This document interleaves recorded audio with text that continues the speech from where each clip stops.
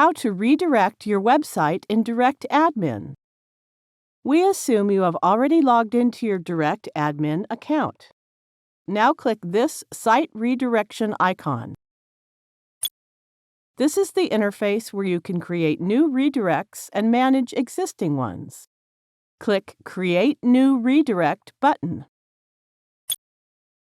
Enter the URL of the page you wish to redirect away from. Select the redirect type from the drop-down list, keeping in mind whether you want to redirect the above URL permanently or for a limited period of time.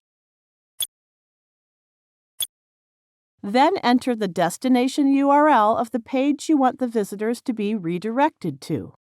When ready, click Create button. Success! We have set up the redirect URL. We can delete or manage this redirect from this interface. We will learn about it in other tutorials. Thank you for watching.